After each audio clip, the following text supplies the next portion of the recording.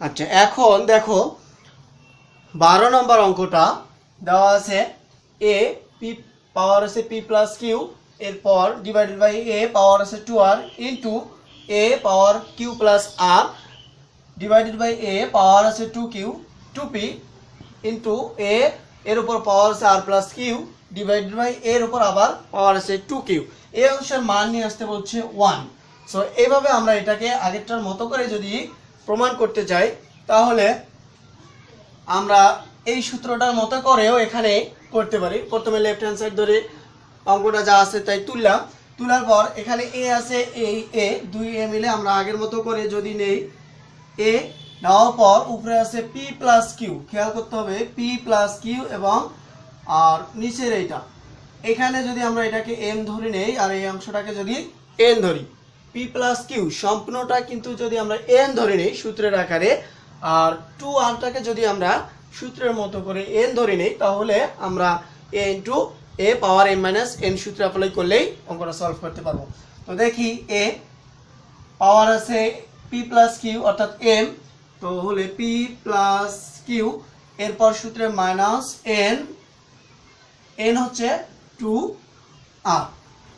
একইভাবে এখানে দুইটা এর থেকে আমরা এ নিব, নেওয়ার পর কিউ প্লাস আর এটাকে যদি আমরা এম ধরে নেই আর মাইনাস সূত্রের 2pটাকে যদি আমরা এন ধরে নেই এভাবে ইন্টু এখানে এ, তাহলে আর plus P R minus 2q অর্থাৎ এই যে এটা এম, এটা হচ্ছে এন, এটা এম, এটা N, M N N N, এইভাবে ধরলে ওই সূত্রের মতো করে আমরা অঙ্কটা সলভ করতে পারি। এখন দেখুন এখানে এ, এখানে এ, এখানেও এ, 3 অংশে এ আছে, তাহলে 3 অংশের এর মধ্য থেকে আমরা একটা এ নিলাম, নেওয়ার পর যেহেতু গুণ আছে তাহলে গুণের সময় পাওয়ারগুলো যোগ হয়ে যাবে, তাহলে P plus Q minus 2r এই অংশে থাকবে প্লাস কিউ প্লাস আর মাইনাস 2p প্লাস ইন্টু আছে প্লাস আর প্লাস পি মাইনাস 2q। তো এটাকে আমরা যদি এখন ক্যালকুলেশন করি এখানে আছে প্লাস পি, এখানে আছে আর একটা প্লাস পি, তাহলে আমরা লিখতে পারি প্লাস 2p, এরপর আমরা এখানে আছে প্লাস কিউ, এখানে আছে প্লাস কিউ, লিখতে পারি প্লাস 2q, এরপর আছে এখানে আর প্লাস, এখানে দুইটাই আর প্লাস, তো আমরা লিখতে প্লাস 2r, এরপর বাকি আছে মাইনাস 2r, এখানে মাইনাস 2p আর এখানে আছে মাইনাস 2q।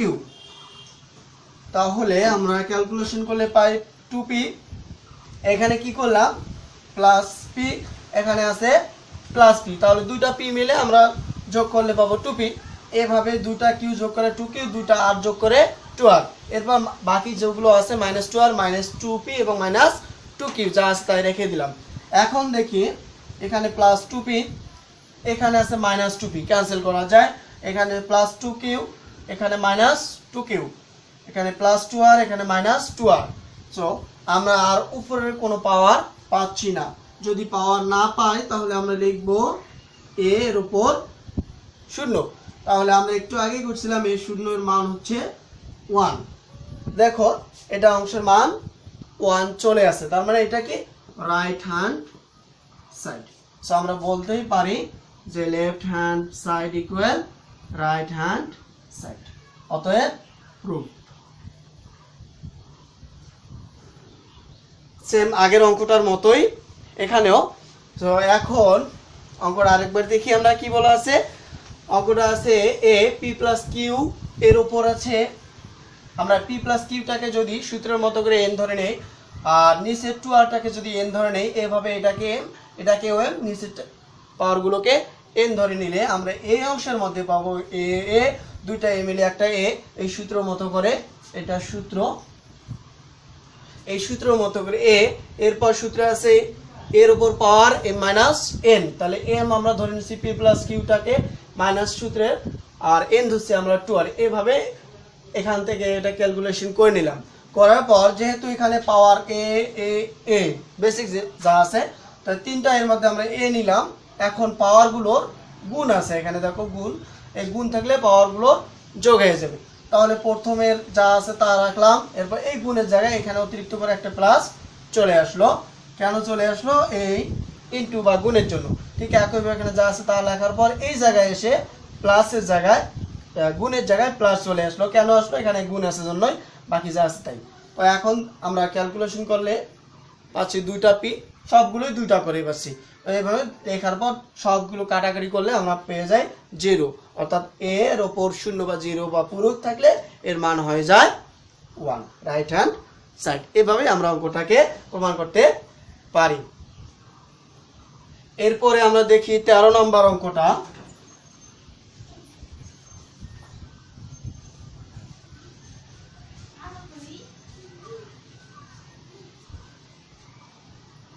আমরা পাচ্ছি 13 নম্বর অঙ্ক। ওইগুলো সবগুলো অঙ্ক যেহেতু প্রমাণ করতে বলছে, তো আমি লেফট হ্যান্ড সাইড আমরা আগেই লিখবো। 13 নম্বর অঙ্কটা বলা আছে x power a by x power b। Left hand সাইডে দেওয়া আছে x power a by x power b, এর ওপর ব্র্যাকেট ক্লোজ করে 1 বাই দেওয়া আছে ab। এখানে একটু ভগ্নাংশ আকারে আছে। এরপর আছে ইনটু x, নিচে আছে x, x এর উপর পাওয়ার আছে, এখানে আছে পাওয়ার বি, এখানে আছে পাওয়ার সি, এর উপর ব্র্যাকেট ক্লোজ করে 1 বাই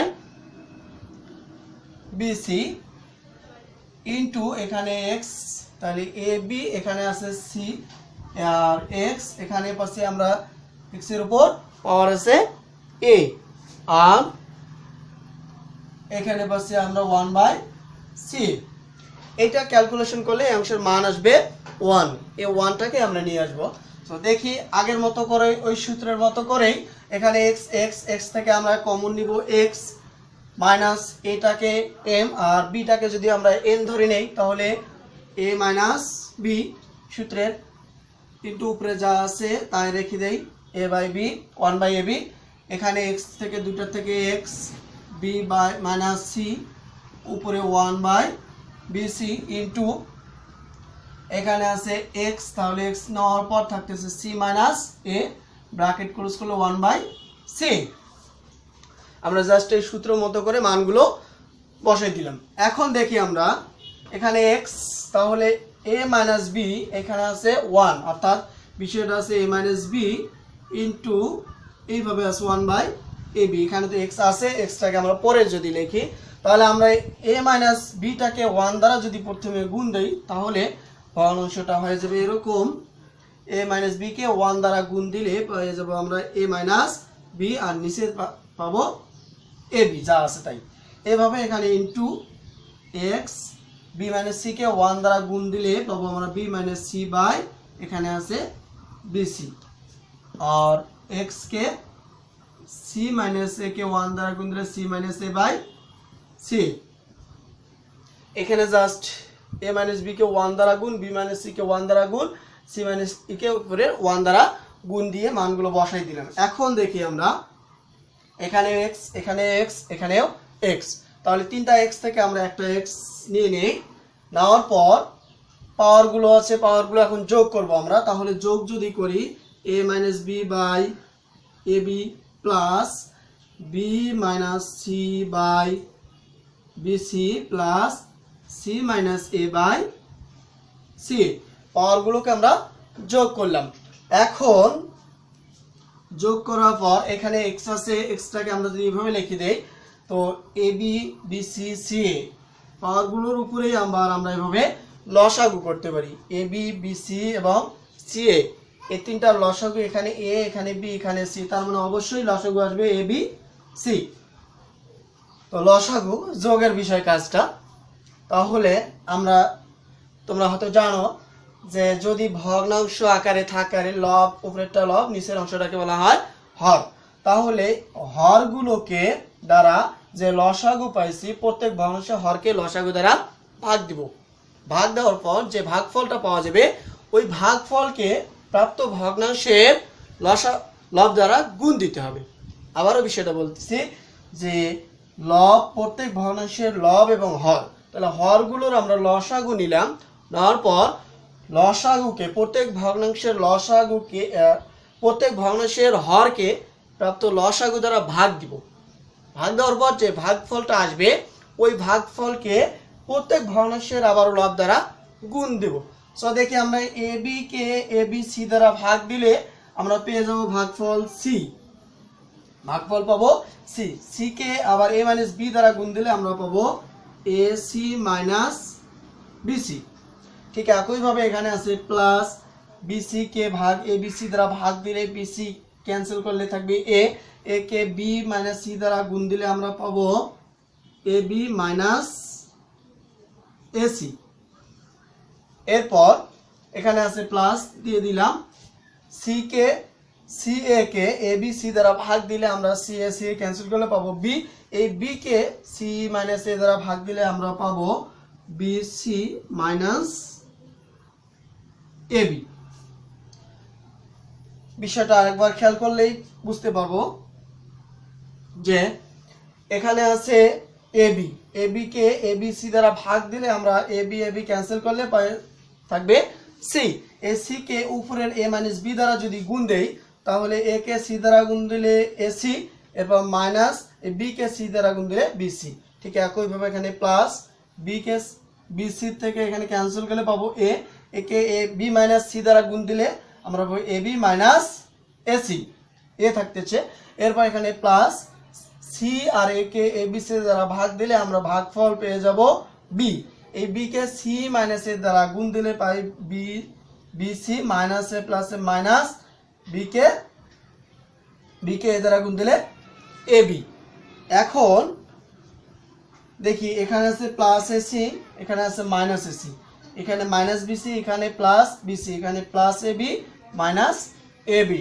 তার মানে এখানে আমরা এই অংশে ক্যালকুলেশন করলে মানটা পেয়ে যাব এক্স এর উপর 0/ABC। তো এক্স এর উপর এখানে 0 কে যে কোনো সংখ্যা দ্বারা ভাগ দিলে মান পেয়ে যাব আমরা 0, তার মানে এক্স এর উপর 0। এটা ক্যালকুলেশন করলে আমরা সূত্র পাই 1। তাহলে এই অংশের মান কিন্তু আমাদের বাহির করতে বলছে 1। সো আমরা প্রমাণ করেই ফেললাম যে 1। এটা কি হলো রাইট হ্যান্ড সাইড। সুতরাং আমরা বলতেই পারি যে left hand side equal right hand side. অতএব প্রুভ লেফট হ্যান্ড সাইড আর রাইট হ্যান্ড সাইড দুই অংশই আমাদের প্রমাণ হয়ে গেল।